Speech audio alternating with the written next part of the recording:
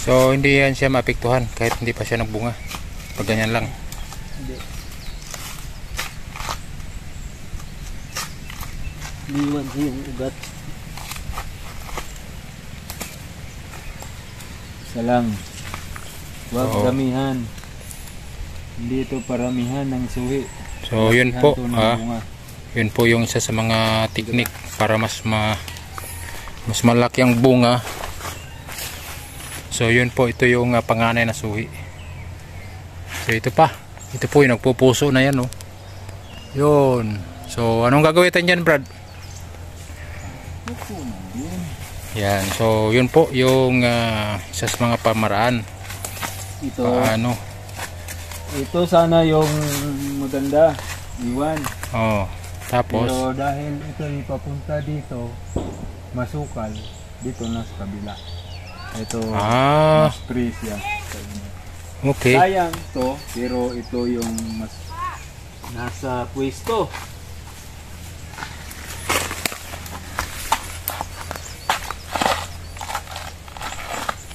So yun po, kailangan ng sacrifice. Yun po yung pag-alaga ng saging.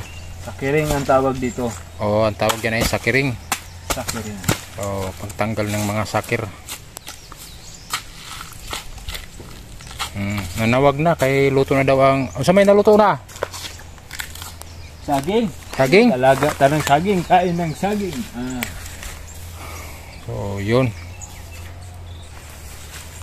Ngayon, yan. Bakit yan ang kukunin mo? Ito yung kukunin natin kasi yung kabila Malapit, yan. malapit dito. Malapit dito. Oo. Kaya itong kabila. Ganon. Tatdalan.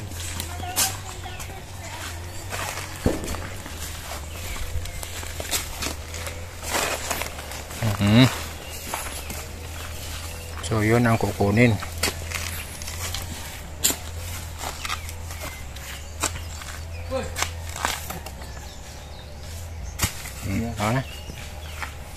Yan siya kasi yan hindi ko na hindi ko yan itanim diyan. Laktawan ko isa. Kaya yan hukay niya lahat. Ito. Pwede rin tanggalan. Tanggalan lahat? Hindi, yan siya pwede rin tanggalan. Tanggalan. Ito. Iwan natin. Pero pag nag-harvest na hukayin ko yung lahat. Kapag nag-harvest na kukunin mo lahat. Oo. Patayin na to. Para magtubo siya na marami. So style din po para pag dumami yung mga ay yan siya o ganyan. Para dumami yung mga suhi kung gusto natin magpasuhi.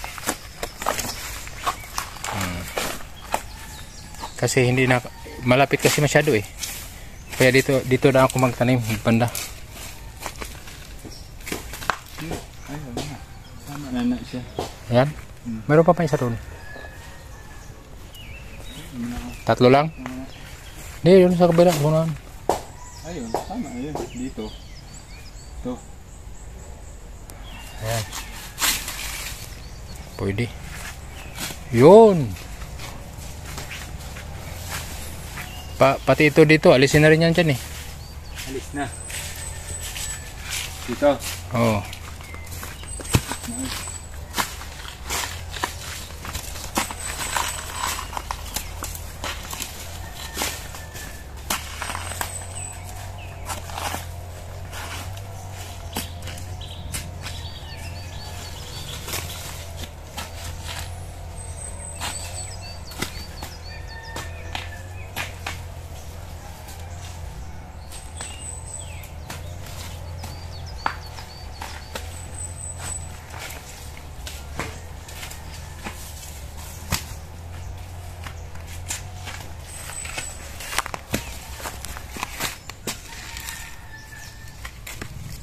Yun.